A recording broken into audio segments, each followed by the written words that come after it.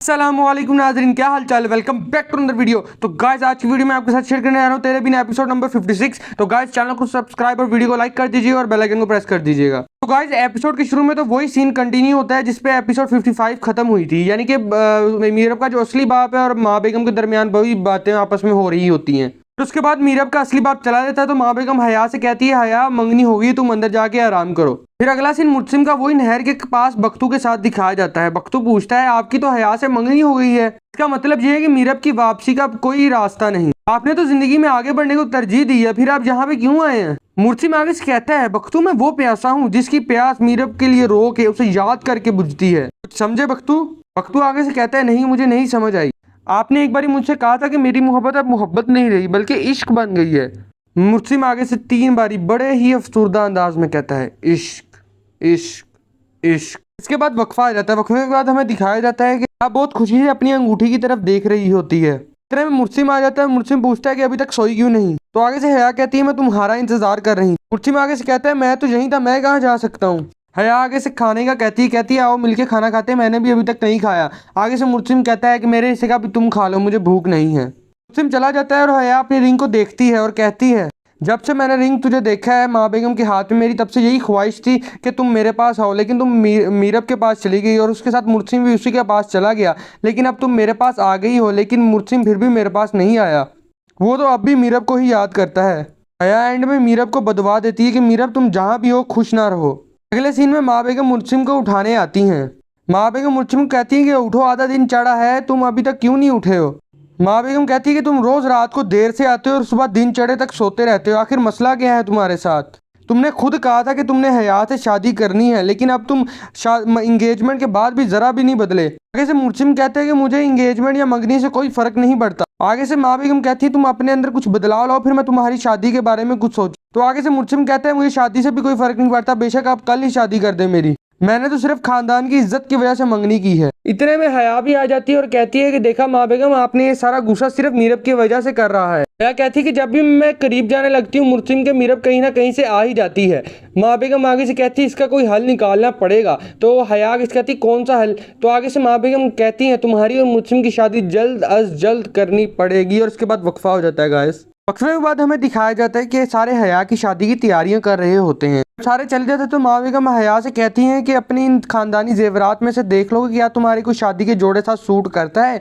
तो आगे से हया कहती है, नहीं माँ बेगम, मैंने इन सबको देख लिया, कोई भी मेरी शादी के जोड़े साथ सूट नहीं करता। हया कहती है कि इनमें से कोई नहीं कर रहा, लेकिन जो मीरब को आपने जेवरात दिए थे वो भी खानदानी थे, क्या मैं उनमें से देख लूं, शायद उनमें से कोई मेरे सूट साथ सूट कर जाए। इतने में मुर्सिम भी आ जाता है और मुर्सिम साफ इनकार कर देता है और कहता है कि वो सारी चीज़ें मीरब की है और मेरे पास मीरब की इमानत है। या फिर कहती है कि मैं वो देखना चाहती हूँ, लेकिन मुर्सिम साफ इनकार कर देता है। मुर्सिम पूछते हैं कि सब तैयारियां किस लिए हो रही हैं। आगे से माँ बेगम कहती हैं कि हया की शादी के सिलसिले में सारे लोग आए थे। मुर्सिम आगे से कहता है कि मेरी शादी बहुत सादगी से होने वाली है, जितने लोग मंगनी में आए थे उतने लोग ही शादी में आएंगे। हया आगे से मुर्सिम कहती है, मेरा भी तो खुशियों पे हक है, मैं भी अपनी शादी धूमधाम से करना चाहती हूँ। मुर्सिम आगे से कहता है, अगर मेरे साथ शादी करनी है तो करो, वरना ना करो। मुर्सिम चला जाता है और माँ बेगम हया को समझाती है कि जैसा वो कहता है वैसा कर लो, अगर तुमने इस बात पे पतंगड़ बनाया तो वो शादी से भाग जाएगा, फिर मुझे ना कहना। अगला सीन में मीरब की दोस्त सबा का दिखाया जाता है। सबा अपने नौकर से पूछती है कि मुर्सिम ने घर के बाहर जो बंदे बिठाए थे वो कहाँ गए। तो आगे से नौकर कहता है, उसने 1 महीना पहले ही उन सबको उठवा दिया था। सबा मुर्सिम के घर आती है और मुर्सिम से मिलती है। मुर्सिम सबा को देखते ही सार फौरन पूछता है कि क्या तुम्हें मीरब का कुछ पता चला। इतने में हया आ जाती है और पूछती है कि ये कौन है। तो आगे से वो सबा कहती है, मैं मीरब की दोस्त हूँ। मुर्सिम फिर पूछता है कि क्या तुम्हें मीरब का कुछ पता चला। सबा आगे से कहती है, नहीं, मैं भी आपसे यही पूछने आई हूँ, मैं मीरब के घर गई थी, लेकिन पता चला कि आंटी कनाडा चली गई हैं और उसके बाप की डेथ हो चुकी है। हया आगे से कहती है, जी बिल्कुल ऐसा ही है, उसे तो ये इतना भी नहीं था कि अपने बाप की डेथ भी आ जाती। सबा आगे से कहती है, अच्छा वो अपने घर से भागी क्यों है मीरब। आगे से हया कहती है, मुर्सिम के साथ रहना नहीं चाहती थी इसलिए रुहेल के साथ भाग गई। सबा आगे से कहती है, नहीं, वो रुहेल साथ नहीं भागी है। तो मुर्सिम आगे से कहता है, तुम्हें पता है रुहेल कहाँ है। सबा आगे से कहती है, मुझे जब पता चला था कि मीरब अपने घर से भाग गई तो मुझे भी यही लगा था वो रुहेल साथ गई है, लेकिन जब मैंने रुहेल को फोन किया तो पता चला वो अपनी बहन के साथ कनाडा है और मीरब उसके साथ नहीं है। हया आगे से फिर से हिचकिचाती हुई कहती है कि क्या तुम ये कहना चाहती हो कि वो रुहेल साथ भाग गई है मीरब। मुर्सिम आगे से हया को छटअप कॉल दे देता है। बाद फिर वक्फा हो जाता है। फिर के बाद हया सबा से पूछती है, हो सकता है कि रुहेल आपसे झूठ बोल रहा हो।